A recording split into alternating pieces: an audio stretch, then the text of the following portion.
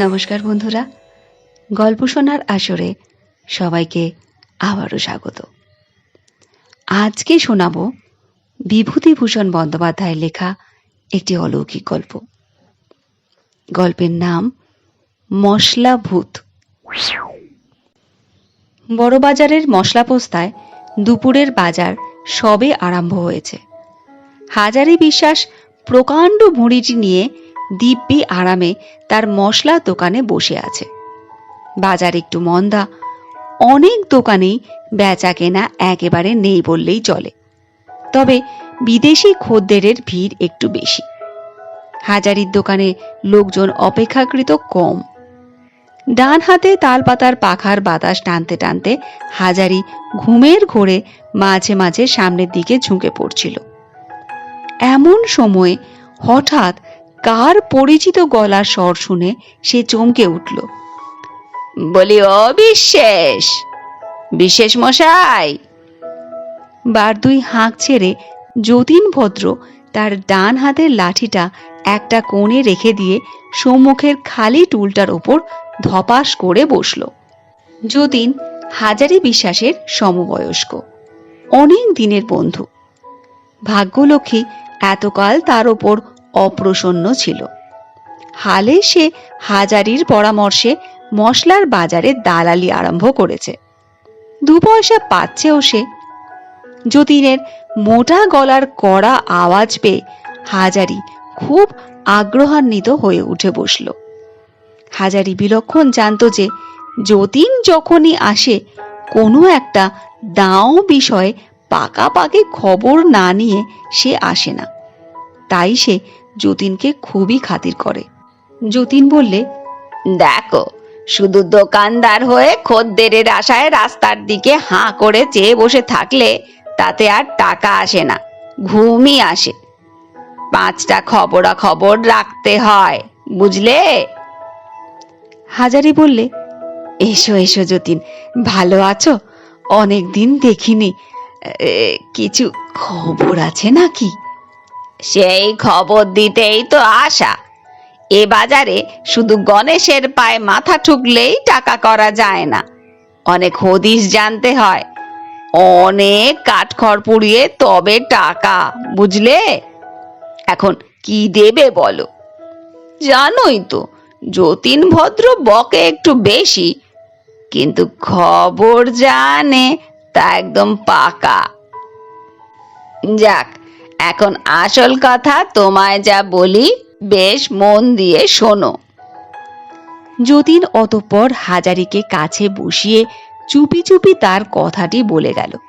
যতীনের কথায় টাকার গন্ধ পেয়ে হাজারি কান খাড়া করে এমনি একাগ্রভাবে শুনে যেতে লাগলো যে সত্যনারায়ণের পাঁচালীয় লোকে অতটা মন দিয়ে শোনে না।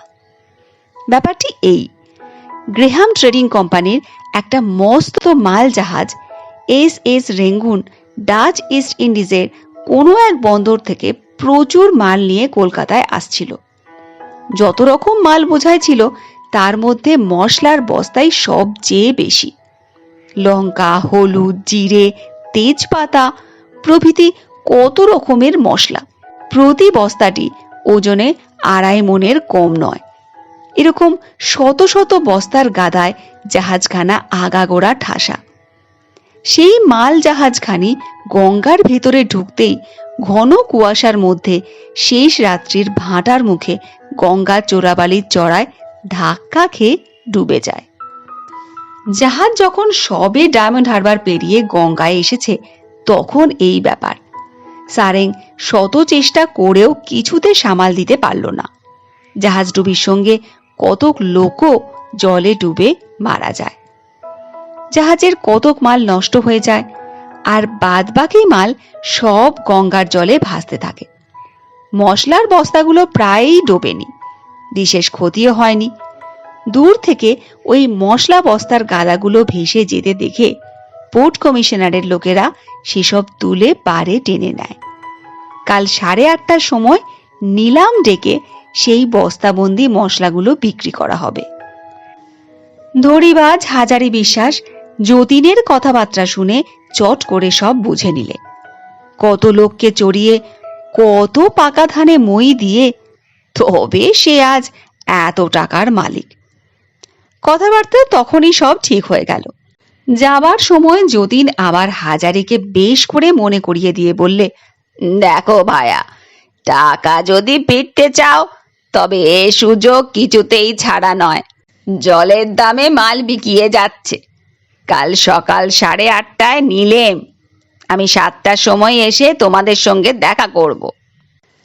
পরদিন হাজারি যতীনকে নিয়ে যথা সময় খিদিরপুরের দিকে রওনা হয়ে গেল। নিলামের জায়গায় পৌঁছতে আর বেশি দেরি নেই। দূর থেকে কলরব শোনা যাচ্ছে। যতীন আগে আগে চলেছে, হাজারি পেছনে পেছনে ছুটছে। এত বড় সস্তার কিস্তিটা ফসকে না যায়। হাজারি যতীনকে বরাবর নিলামের কাছে বস্তাগুলো গুনতি করতে পাঠিয়ে দিয়েই নিজে শটান এক দৌড়ে সাহেবের কাছে গিয়ে মস্ত বড় এক সেলাম করলে। সাহেবের সঙ্গে 2 মিনিট ফিসফাস করে কি কথাবার্তা বলে হাজারি ঊর্ধ্বশ্বাসে ছুটে এসে নিলামের ডাক বন্ধ করে দিলে। যতীন বললে, কি খবর ভায়া, সুবিধে করতে পেরেছ তো? হাজারি খুব ব্যস্ত সমস্তভাবে বললে, পরে বলবো, কাজ হাসিল। এখন কত বস্তা গুনলে বলো দেখি? 100 বস্তা গোনা হয়ে গেছে। বাস্তবিক উঁচু উঁচু গাদা করা মশলার বস্তাগুলোর দিকে চেয়ে হাজারির চোখ জুড়িয়ে গেল। সে যেদিকেই তাকায় দেখে যে অগুন্তি বস্তা সারবন্দি থামের মতো রাস্তা জুড়ে দাঁড়িয়ে আছে। উহ, এমন দাও জীবনে কারো ভাগ্যে একবার বই দুবার আসে না। এখন মশলা পোস্তায় কোনো রকমে তার গুদমে এগুলো চালান দিতে পারলে হাঁপ ছেড়ে বাঁচে। আর দেরি নয়। হাজারি যতীনকে তাড়া দিয়ে ডেকে বললে, ওহে ভায়া, শুভ কাজে আর বিলম্ব কেন? এখন লরি ডেকে তাড়াতাড়ি মাল বোঝাই করে পোস্তায় চালান দিয়ে দাও, আমি ততক্ষণে এগিয়ে যাই। একেবারে সব মাল লরিতে ধরল না। দ্বিতীয় ক্ষেপ বস্তা চাপিয়ে যতীন যখন পোস্তায় ফিরে গেল তখনও বিকেল আছে। সে এসে দেখে সবই অব্যবস্থা। রাশিকৃত বস্তার গাদা হাজারির দোকানের সামনে ফুটপাতে গড়াগড়ি খাচ্ছে। মাত্র 3টি লোক এতগুলো মাল তোলবার জন্যে লাগানো হয়েছে। চতুর্দিকে লোকের মহাভিড়, হই হই ব্যাপার। এদিকে পুলিশ তাড়া দিচ্ছে, জলদি মাল হাঁটাও।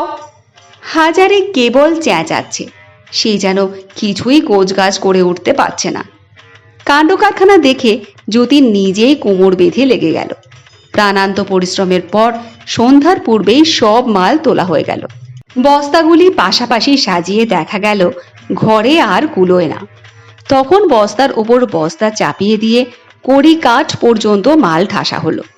গম্বুজের মতো এক একটা ফুলো ফুলো বস্তা, আর বস্তাগুলো উঁচুও কি কম। এইভাবে বস্তা ভরাট করে মাথার ঘাম পায়ে ফেলে যতীন আর হাজারি যখন বাড়ি ফিরল তখন রাত 10টা। সে রাত্রি গুদমে তালা লাগিয়ে দিয়ে প্রতিদিনের মতো হাজারির চাকর বাইরে শুয়ে রইল। শেষ রাত্রে মশলার গুদামে কি একটা শব্দ শুনতে পেয়ে আশেপাশে দোকানদারদের ঘুম ভেঙে গেল। তারা চোরের আশঙ্কা করে চাকরটাকে ডেকে তুললে। চাকরটা শশব্যস্ত হয়ে আলো জেলে বেশ পরখ করে এদিক ওদিক দেখতে লাগলো। কিন্তু চোর ঘরে ঢুকলো কি করে? গুদমের দরজা তালা বন্ধ, স্পষ্টই দেখা যাচ্ছে। খানিক বাদে আবার ধুমধুম শব্দ। সকলে কান খাড়া করে রইল। বেশ মনে হলো এবারকার শব্দটা যেন হাজারির মশলার গুদমের ভেতর থেকেই আসছে।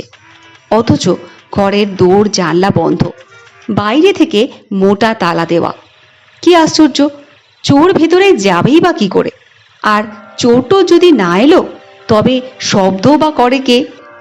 মাঝে মাঝে মনে হতে লাগলো ঘরের ভেতর থেকে ঠেলে বেরিয়ে আসবার জন্যে কারা যেন ভেতর দরজায় ধাক্কা মারছে। শেষ রাতের বাকি সময়টা এইভাবেই শব্দ শুনে কেটে গেল। আরও আশ্চর্য, ভোর হবার সঙ্গে সঙ্গেই গুদম ঘর থেকে শব্দ আস্তে আস্তে মিলিয়ে গেল। সে রাত্রি এই পর্যন্ত। পরদিন সকালে মশলাপট্টির দোকানদারদের মুখে মুখে রাষ্ট্র হয়ে গেল যে হাজারির দোকানে বিষম কাণ্ড, ভীষণ চুরি। আসলে সত্যি যা নয় তার 10 গুণ বাড়িয়ে দিয়ে মিথ্যে রটাতে লাগলো। ক্রমে কথাটা হাজারির কানে উঠল। হাজারি বিশ্বাস খবর পাওয়া মাত্র দৌড়ে এসে তালা খুলে গুদোমে ঢুকে দেখে যে বস্তাগুলো ঠিকই আছে, একটি মালও বেহাত হয়নি। কি ব্যাপার? তখন সে ভাবলে কিছু নয়, তার মশলা বস্তাগুলো দেখে যাদের চোখ টাটিয়েছিল এ নিশ্চয়ই সেই বদমাশদের মিথ্যে কারসাজি, তারাই মজা দেখবার জন্যে চুরির গুজব রটিয়েছে। কিন্তু হরে চাকরটাও যে বললে ভীষণ শব্দ শোনা যাচ্ছিল, এই শব্দ রহস্যটার হাজারি কিছুতেই কিনারা করতে পারলে না। চোর যদি এসেই থাকবে তবে কিছু নিলেও না, উপরন্তু শব্দ করে জানান দিয়ে চলে গেল, এই কি ব্যাপার? তবে কি তাকে ভয় দেখাবার জন্যেই রাত্রিবেলা দুর্বৃত্তেরা এইসব আয়োজন করেছে? 7-5 ভেবে হাজারি সেদিনকার মতো কথাটা চেপে গেল। ভাবলে আজ রাতে আর বাড়ি না গিয়ে নিজেই দোকান পাহারা দেবে। করলেও তাই। রাত্রে ঘুমাবার আগে হাজারি বেশ করে চাকরটাকে নিয়ে গুদোমের উপর থেকে আরম্ভ করে নিচে পর্যন্ত পাতি পাতি করে প্রত্যেকটি বস্তার গাদা দেখতে লাগলো। তারপর ভেতর থেকে জানলাটা খুলে রেখে ঘরে তালা লাগিয়ে দিল। তবে আজ একটা নয়, হবসের 4 লিভারে 2টো মস্ত ভারী তালা। হাজারি চাকরটাকে নিয়ে ঘরের সামনে শুয়ে নানা কথাবার্তার পর যখন ঘুমিয়ে পড়ল তখন রাত দুপুর। শেষ রাত্রের দিকে কি একটা শব্দ হতেই হাজারির ঘুম ভেঙে গেল। হরে চাকরটা আগেই একটা শব্দ শুনতে পেয়েছিল। গত রাত্রের ব্যাপারটাও তার বেশ মনে আছে, তাই সে নিজে আর কোনো কথা না বলে চুপ করেই পড়েছিল। কিন্তু খানিক বাদেই ও আবার কিসের শব্দ? ঝপাস, ধূপ, দুমদাম। ঘরের ভেতর বস্তায় বস্তায় কি বিষম ধস্তাধস্তি, যেন দৈত্য দানবের লড়াই বেঁধেছে। হরে আর হাজারি তখন ধর্মর করে এক লাফে বিছানা ছেড়ে আলো জ্বালিয়ে দেখতে লাগলো তালা ঠিক আছে কিনা। তালা দুটো ঠিকই আছে। হাজারি জানলার ফাঁকে চোখ লাগিয়ে দেখতে পেল 2টো প্রকাণ্ড বস্তা ঘরের ভেতর থেকে দরজায় ঢু মারছে। ভয়ে হাজারির চোখ দুটো ডাগর হয়ে উঠল। বস্তা জীবন্ত হয়ে উঠল নাকি? না, সে চোখে ভুল দেখছে, না অনিদ্রার দুর্ভাবনায় তার মাথার ঠিক নেই। হাজারি ভয়ে ভয়ে খানিকটা চোখ বুজে রইল। হাজারি যখন চোখ খুললে তখন ভোরের আলো জানলার গড়া দিয়ে ঘরে স্পষ্ট দেখা দিয়েছে। সঙ্গে সঙ্গে শব্দ টব্দ সব থেমে গিয়েছে। হরে অমনি বলে উঠল, বাবু, সেদিনও দেখেছি ভোর হতেই শব্দ থেমে যায়। হাজারি আর দ্বিরুক্তি না করে তালা খুলে ঘরে ঢুকে দেখলে কোথাও কিচ্ছু নেই, মালপত্র ঠিকই আছে। তবে কালকের থেকে আজ তফাৎ এই যে বস্তাগুলো যেটি যে জায়গায় দাঁড় করানো ছিল সেটি ঠিক সেখানে নেই। প্রত্যেক বস্তাটি যেন সরে সরে তফাৎ হয়ে গেছে। একটা বস্তা আর একটার ঘাড়ে কাত হয়ে পড়েছে। বিশেষ করে পেছন দিকের কতগুলো বস্তা হান্ডুল বান্ডুল অবস্থায় পড়ে রয়েছে। হাজারি মহাভাবনায় পড়ে গেল। চোরই যদি হয় তবে শব্দের সৃষ্টিপাত কেন? আর চোর ঢোকেই বা কোথা থেকে, আর বেরিয়েই বা যায় কেমন করে? অসম্ভব। তবে কি জাহাজ ডুবির লোকগুলো ডুবে মরে ভূত হয়ে মশলা বস্তায় যে যার ঢুকে বসে আছে? লাটের মাল কিনে অবধি 2 রাত্রি তো এইভাবে কাটল। আজ 3য় রাত্রি। হাজারির রোগ অসম্ভব বেড়ে গেছে। আজ সে মরিয়া হয়ে 2জন লোক নিয়ে সারা রাত্রি গুদামের বাইরে জেগে বসে রইল। হাতের কাছে যাকেই সে পাবে কিছুতেই আজ আর তাকে আস্ত রাখবে না। তার এই অভীষ্ট সিদ্ধি করার জন্যে দিনমানেই সে খুব ঘুমিয়ে নিয়েছে। পাছে রাত্রে ঘুমিয়ে পড়ে। টং টং টং টং। পাশের ঘরের ঘড়িতে 4টে বেজে গেল। হাজারির চোখের পাতা পড়ে না। সে ঠায় জেগে আছে, কোথাও কিছু নেই। কিন্তু হঠাৎ একই কাণ্ড।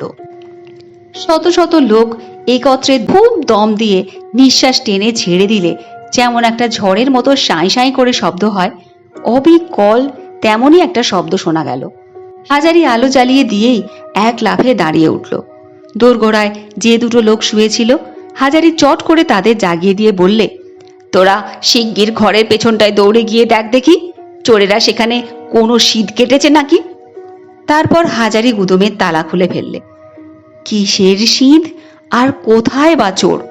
বস্তাগুলো যেন সব হাই ছেড়ে সারবন্দি হয়ে দাঁড়াতে লাগলো। হরে চাকরটার ভয়ের সুরে বলল, বাবু এদিকে চেয়ে দেখুন। হাজারি দুই চোখ বিস্ফারিত করে চেয়ে বললে, বলে কি, আমার মশলার বস্তারা নাচছে? চাকর দুজন এই দৃশ্য দেখেই ভয়ে দে চম্পট।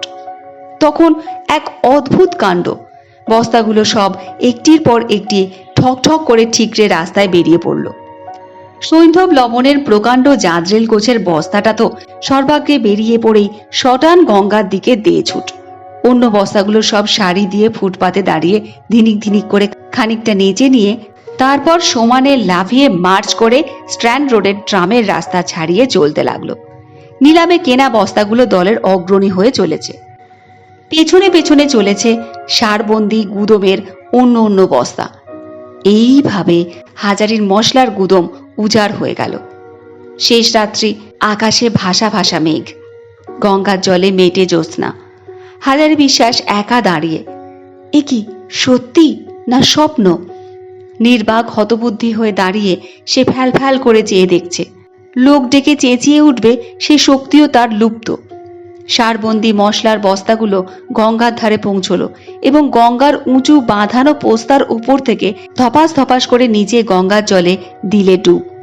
এইভাবে পরপর সমস্ত বস্তা একে একে গঙ্গার জলে ঝাঁপিয়ে পড়তে লাগলো। এবারেও আগে ডুবলো নিলামের বস্তাগুলো, তারপর গুদমের অন্য অন্য বস্তা। এক রাত্রির মধ্যে হাজারি বিলক্ষণ নিঃস্ব হয়ে গেল। এই ঘটনা শোনার পর হাজারির প্রতিবেশী দোকানদারেরা সকলেই বিজ্ঞের মতো ঘাড় নেড়ে এক বাক্যে বললে, আমরা অনেক আগেই জানতুম, ভরা অমাবস্যার জাহাজ ডুবি আর সেই লাটের মাল কিনলে কিপটে হাজারি বিশ্বাস। ভাগ্যিস বুদ্ধি করে আমরা ঘেঁষিনি, এ মাল কিনলে আমাদেরও কি রক্ষা থাকতো?